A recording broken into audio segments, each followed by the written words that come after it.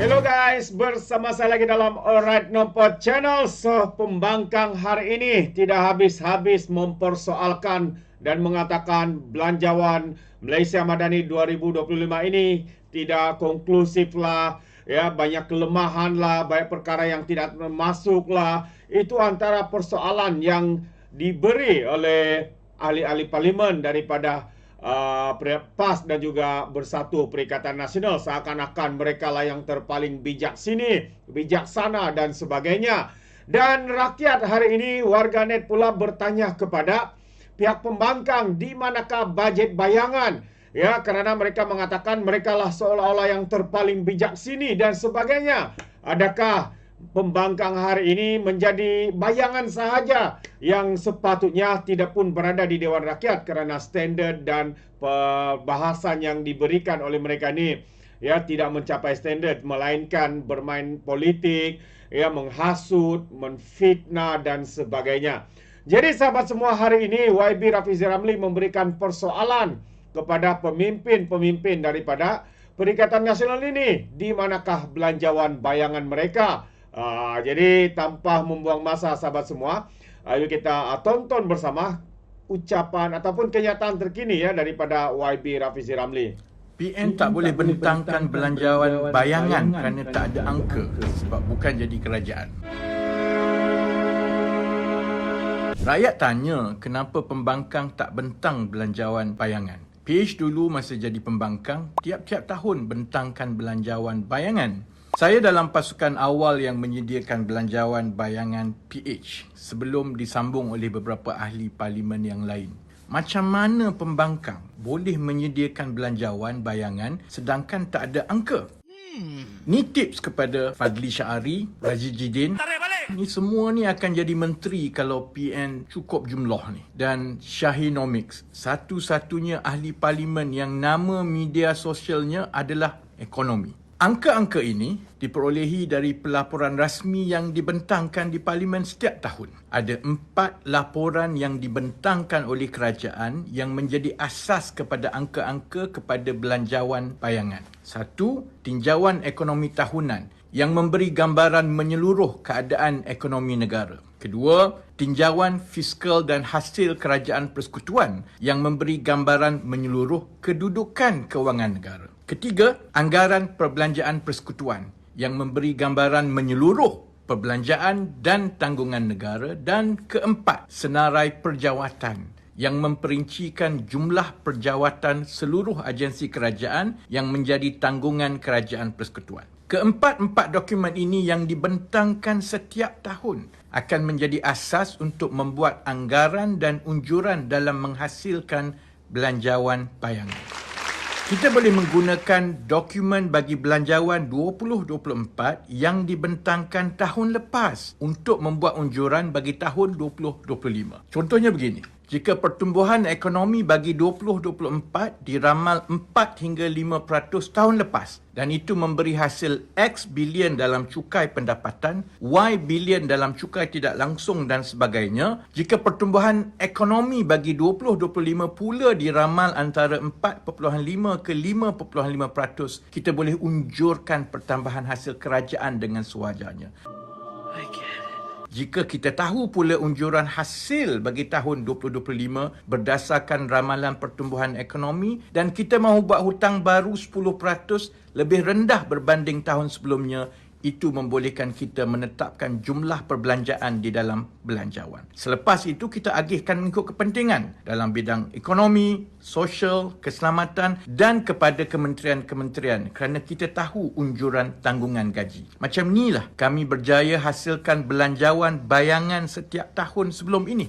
Saya harap tahun depan ahli-ahli parlimen yang kuat berteriak di parlimen ini berjaya menghasilkan satu belanjawan bayangan. Kita nak tahu macam mana mereka nak meningkatkan ekonomi dan hasil negara. Jangan bagi alasan tak ada angka. Ni sama macam cikgu dah bagi nota semua tapi masih tak tahu nak jawab soalan exam sebab nak tunggu cikgu bagi skema jawapan terlebih dahulu. Terbaik sahabat-sahabat semua. Itu dia, habis kena sekolah. ya ahli parlimen PAS dan juga Bersatu yang berteriak-teriak ya di dalam parlimen, tarik balik, tarik balik. Tapi apapun tarah lah, ya hanya cakap kosong, teriak sana sini, tunggang itu ini dan sebagainya. Namun apabila ditanya oleh rakyat, mereka pula memberi alasan yang pelbagai. Itu dia. Jadi inilah sikap dan juga standard yang ada pada pembangkang hari ini, sahabat-sahabat semua. Satu yang amat-amat memalukan. Bagaimana pandangan anda, sahabat semua? Adakah anda setuju atau tidak? Anda berikan komen ya di dalam ruangan komen. Jadi sebelum saya akhiri, saya juga ingin berkongsi tentang kartel baja. Kartel baja. Jadi apa yang berlaku hari ini, eksekutif pemasaran syarikat tak aktif direman oleh pihak berkuasa. Jadi apa yang berlaku sebenarnya, sahabat semua? Mari kita baca kenyataan media ini. SPRM, iaitu Suruhanjaya Pencegahan Rasuah Malaysia, menahan reman seorang eksekutif pemasaran sebuah syarikat yang ditawarkan projek pembelian baja padi oleh sebuah pertubuhan. Perintah reman selama 4 hari sehingga 2 November itu dikeluarkan Magistrate Irza Zulaika Rohanuddin terhadap suspek selepas SPRM membuat permohonan tersebut di Mahkamah Magistrate Putrajaya pagi tadi. Menurut sumber, lelaki yang berusia 30-an itu ditahan bagi membantu siasatan ketika memberikan keterangan di Ibu Pejabat SPRM di Putrajaya lewat petang semalam. Dan hasil siasatan awal mendapati syarikat tersebut merupakan sebuah syarikat yang tidak aktif dormen di Malaysia sejak 8 tahun lepas. Bagaimanapun, syarikat induknya merupakan sebuah syarikat berpangkalan di Singapura. Syarikat terbabit juga dikatakan telah menerima kontrak pembekalan baja berjumlah 15,000 tan atau lebih kurang 60 juta pada tahun 2022. Tahun siapa memerintah tu ya? Dan pemberian kontrak sangat meragukan, dipercaya dibuat atas arahan pihak tertinggi pertubuhan tanpa kelulusan lembaga pengarah dan diberikan secara runding terus atas alasan pembelian darurat, kata sumber yang enggan identitinya didedakan itu.